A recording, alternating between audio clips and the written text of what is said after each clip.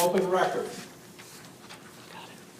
It's not on the slide, but here's a general idea I would like everybody to understand as we talk about these laws. These laws are about citizens being able to see what their governments and their governmental officials are doing. That's the important thing to understand. It's to see what the officials are doing.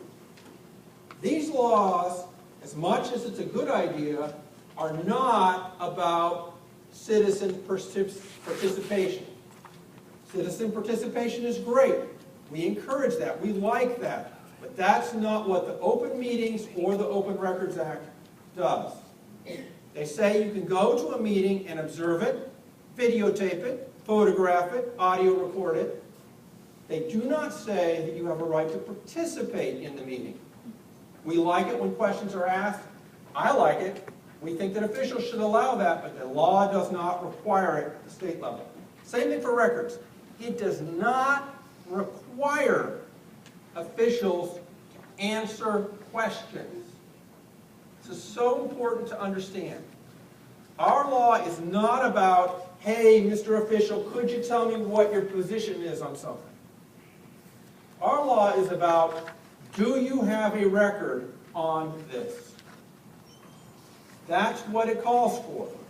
So when you make an Open Records Act request, you're asking about what records exist at this time that are responsive to this. And as we get to records, I will tell you how to make a good Open Records Act request. But those requests are for records that are in existence, not to create new records.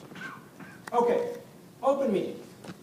One of the important changes to the Open Meetings Law, I'm going to stop for a moment, breath, I want to say something. Not only ask your questions, but keep in mind, I'm going to go through this very fast. So you've got to slow me down if I'm going too fast for you, please. Okay, open meetings. One of the big changes was that we changed the definition of meeting so it's coherent. Used to be, if you open up the law, the statute book, and you look at the definition of meeting, it made no sense. It contradicted itself. It had so many subordinate clauses, you could not understand really what a meeting is. The General Assembly clarified that. I say we, the General Assembly, they clarified it. It's now the law that if a quorum of an agency talks about their business, it's a meeting, period. Quorum, talking about the business of that agency, that's a meeting. So what's an agency? An agency is any governmental body that has officials that are required to gather together and talk about stuff. State, local, authorities, cities, committees of those, if they're a formally appointed committee. If a committee has been formally created, we treat it just like any other agency. So the city can't say, I'm going to create a committee, and then they don't have to have meetings so we can do it in private. Sir? What constitutes formal? Formal means, and the law's not clear about this, but in our view, formal means that there's been some sort of express statement, usually in writing, but maybe at a meeting, saying we are going to appoint a committee to handle this. Or we'll have the mayor appoint a committee. Or the mayor sends out an email and says, I want the following people to be on a committee. Somehow, consistent with the law, that committee would have been appointed. Now, I will tell you there are folks out there who feel that it is broader than that formal appointment. That's fair. They're entitled to their viewpoint on that. That is not a viewpoint that our office at the moment has adopted. They may litigate that. That's their right. But our view in our office right now is formal committee. We can't stretch it beyond that because it's too vague as to what that is. By the way, those committees, if they are formally appointed, can include citizens as well as board members. There's a case on that. It involves during the Olympics, there was a committee for housing as part of the Olympics. Formally created committee, had citizens on this committee, it was subject to the open meetings law at that time. Again, our view, formally created committee. Okay, so they discussed business, they got a quorum, that's enough. You got 5 members, 3 people get together, that's a quorum, that's business, they have to do it. Ma'am. We have a microphone. Sorry. Just yelled, sorry. I know this was discussed when it was going through the committee process. What about travel? So if you have 3 or 4 members of the committee who are all traveling together, gotcha, thank you, sorry. Right, got it. Okay, so it was very important to clarify what some of the things are that are not meetings. Because before, this really was very vague, and people would do things that we thought were meetings and they thought were not meetings.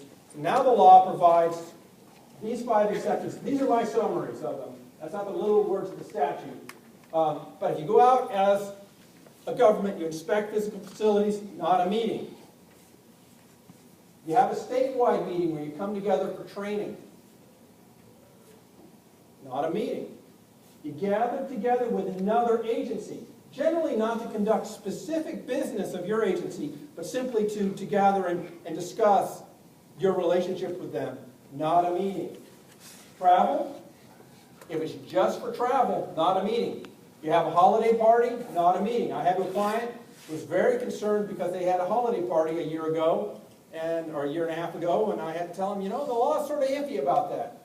Don't conduct business. Now it's clear, not a meeting, as long as no official business is conducted at that time. Now the law isn't clear about how far that official business exception goes. But I will tell you that if you, say, have a city council of 5 people, 3 people get in a car to travel someplace, we would expect them not to talk shop during that trip. Yes, yes, sir. In the case of a group of elected officials and other agencies who have perhaps gone out of state to conduct a meeting, when they are discussing county business and discussing the reorganization of the development initiative in the county, would that be considered a meeting? That's very fact specific, and I'm not going to answer that as I stand here right now. I'll tell you this. I'm not trying to dodge the question, but tell you that we need to know more facts about what actually happened, what they understood to be, what they were doing, how specific the proposals were, whether they voted on something, and so forth.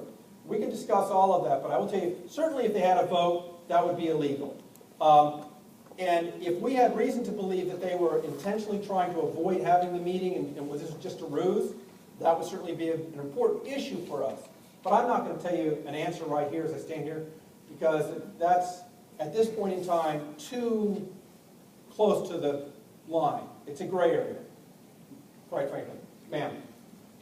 So if a board or a board of elected officials have a retreat for the purpose of discussing the business of whatever the board is that they're overseeing, is that considered a meeting? Absolutely. If they're not meeting with another agency, if they're having their own retreat, and that retreat is not for training, so a training meeting would be okay, but if it's not for training, it's actually to conduct their business, but they're doing it at a retreat, still a meeting. It's still a meeting, because they gather together, they add a quorum, and they discuss business, that's a meeting. That's all you have to have.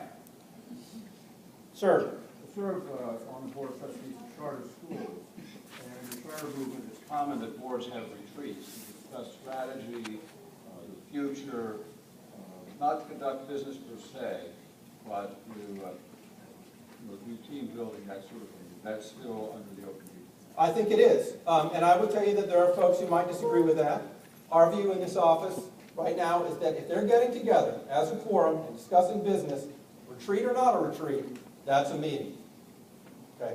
I understand people want to get together and have these general planning things, but when you are in the government sphere, you have an obligation to let the public in the door to hear what you're going to do. Again, not to participate, but to hear what's going on. That is an obligation.